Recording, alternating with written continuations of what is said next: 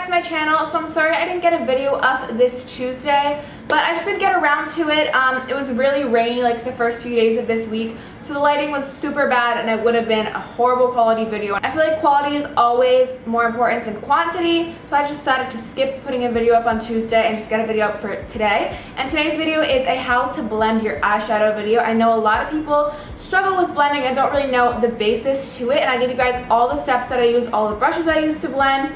Basically, I just give you all the information that you need for blending. A few tips that some people don't really know are going to be included in this video.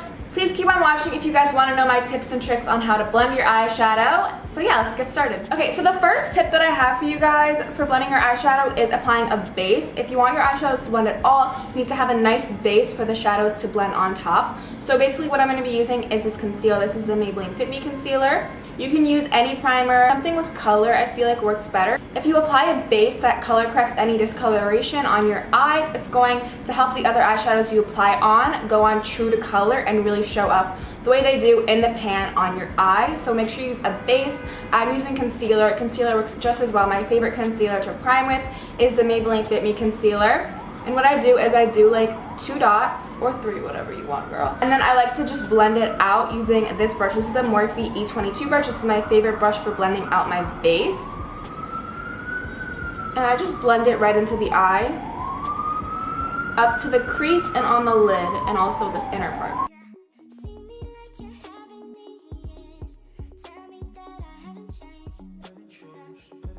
You guys gotta remember that a base is just as important as the shadows you're applying afterward.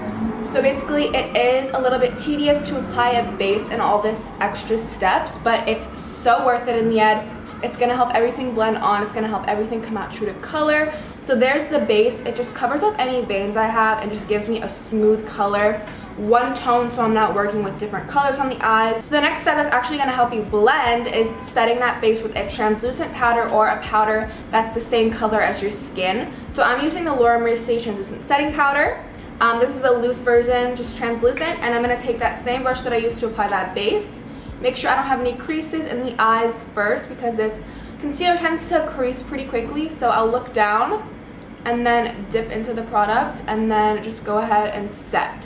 What this is gonna do is it's gonna give a really velvety feel on the eyes. It's gonna give a really, like when you touch your eyes right now, it feels very velvety, very smooth, which is going to help all the eyeshadows go on smoothly in a velvety finish and just blend so much easier. So if you don't do this already and you're having trouble with blending, this will definitely help blending so much in the end. So once that base is on, I tend to go pretty heavy with it so I get a really matte finish. And also setting the base is going to prevent creasing and make your eyeshadows last longer. So I have 2 favorite brushes for actually using a transition color. Once I have this base on, I'll go in with my transition shade. This is Orange Soda by Anastasia Beverly Hills. This is my favorite transition color of all time. What a transition color is going to do is it's going to give that first shade for all the other eyeshadows you apply later to blend into. If you're going with a really dark color at first, there's nothing for it to blend into. There's nothing for it to create a gradient with.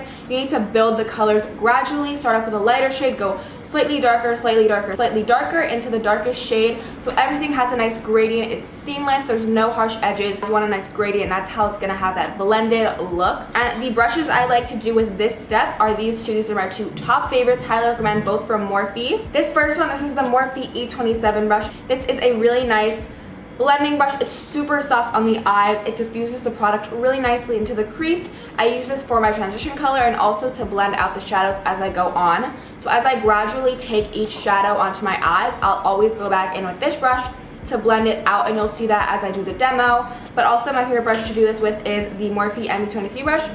They're pretty similar, except this one is a little bit more rounded and this one is a little bit more of a flat sort of edge, except it's not. This is a much more rounded edge. So yeah, these are my 2 favorite brushes for this. Also, so you can tell, this one, the Morphe M23 brush, which is this one, is a little bit longer, while this one is shorter but more fluffy. So I love these 2. I'm going to be using this one today, but I just wanted to show you guys for reference if you want to pick up good brushes for this. This is my favorite blending brushes of all time. Love them. Also, a tip for your brushes, if you want blending to work, Always have clean brushes. I feel like people totally underestimate this step, but always clean your brushes at least after 2 times you use them. If you use a brush more than like 2 times, it's gonna get very gunky. There's gonna be tons of buildup of product. If you apply eyeshadow on with a dirty brush, it's going to look very muddy. There's gonna be tons of buildup of other eyeshadows. The brush is going to lose its shape. So when you wash your brush, you just basically like shape the brush into the shape that it's meant to be. But after like 2 days or so, it tends to lose its shape. So always clean your brushes and shape them properly. And okay, also the way you hold your brush is really important. So I like to hold my brush about this way. You don't want to go up too close because then it's not going to blend. It's going to be too harsh, too precise to the fact that it's not really doing what the brush is meant to do. So the motions I like to do are circular motions out here, and then once I get up here, I'll go back and forth. So I'm going to demo that for you guys right now. So basically just swirl it on this outer corner until it's nicely diffused, and then gradually bring it inward.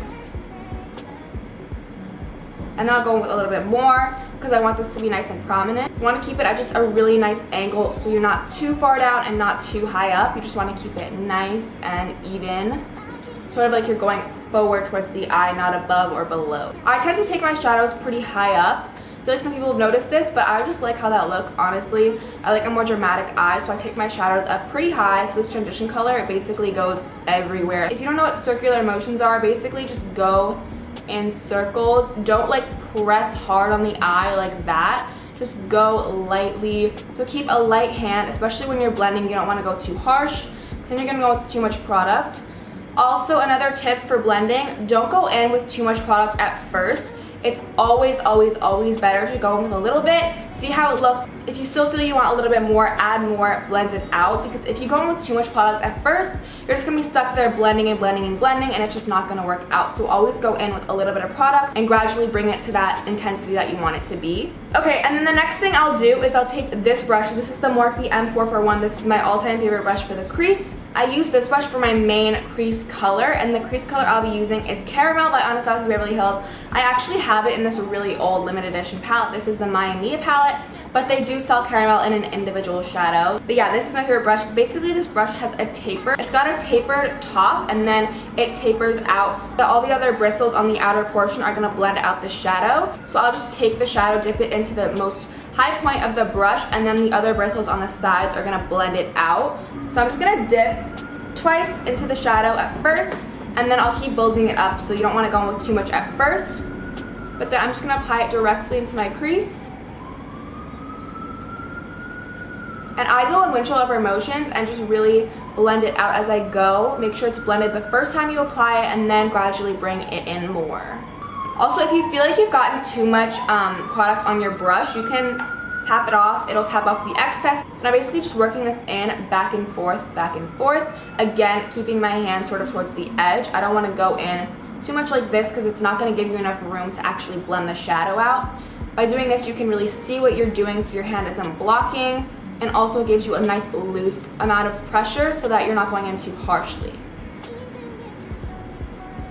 Once I diffuse a good amount of product directly into the crease, I'll sort of go in circular motions and blend it out into my transition color. So I'll go in and feather it out when I have the least amount of product on the brush. And then at this point, I'll go back in with my blending brush, the Morphe E27, and go back and forth and blend it all out. Then I'm going in with more Caramel. Once it's blended, you can always just go back in with more product, blend it out, apply more, blend it out. That's basically the mindset you want to have when you're blending. Apply, blend until it's as pigmented and intense as you want it to be. Also, I tend to just look down when I'm blending. A lot of people will tell you just to look forward, but honestly, I feel like that doesn't help blending because then the shadows are going to settle right into your creases. So if I were to sit here blending like this, then I'd look down and it'll be settled right into the crease of my eye. You don't have to sit there with like your eyes closed. Just look down at a mirror. See, like I have my mirror at like eye view right now. I'm looking at my mirror right now, and it just gives this very nice lid space so you can see your entire lid. I'll also go in with a little bit of extra orange soda to help blend the shadow out.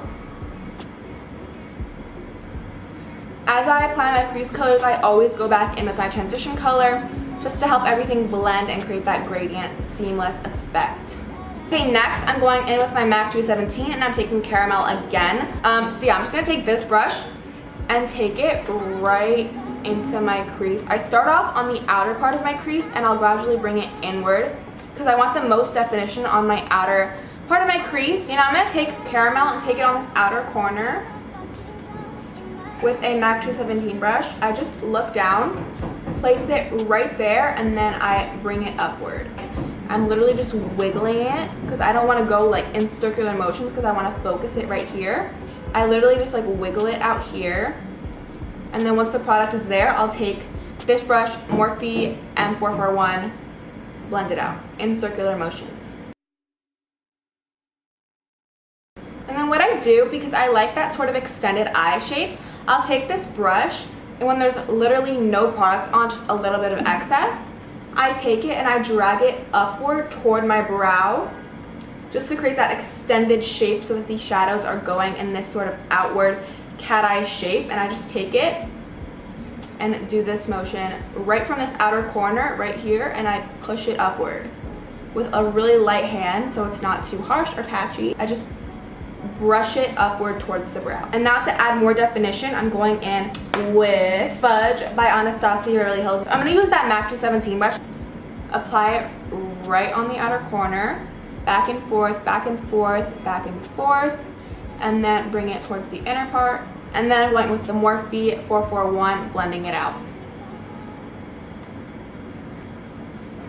And I'm going to go with that same brush that I used with my first shadow, the Morphe E27 brush, and take this to blend out. Okay, now I'm going to take that Morphe M506 brush and Fudge, and then I go in and I'll do this outer V shape. So I focus it right out here as if I were doing like a wing, and then I'll switch my angle. So I first apply it coming out from this outer edge, like this angle, and then I'll take it like this from this angle and brush it upward into the crease. Okay, so basically that's it. Oh, I also have to do my lower lash line.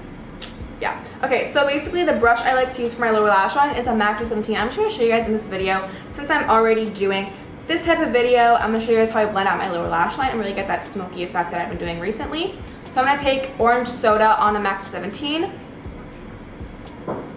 back and forth, run it under the eyes, and then take caramel, same brush,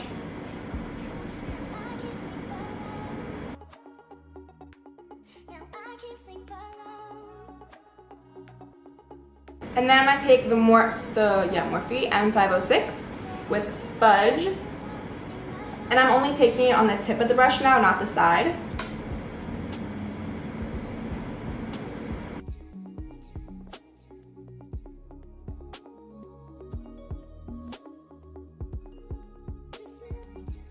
There you go, guys. That's how I blend out my crease. I'm just going to do the other eye real quick and apply my lid color. Okay, guys, this is the completed look. I really hope you guys learned something from this video and found it helpful. I'll leave all the details on what I wore, lashes, lid color, lips, all that stuff that I'm wearing right now in the bottom bar because I didn't show it since the main point of this video was the blending part. So yeah, I hope you guys enjoyed this video and found it helpful. So thank you guys so much for watching. I really hope you enjoyed, and I will see you guys in my next one. Bye, guys.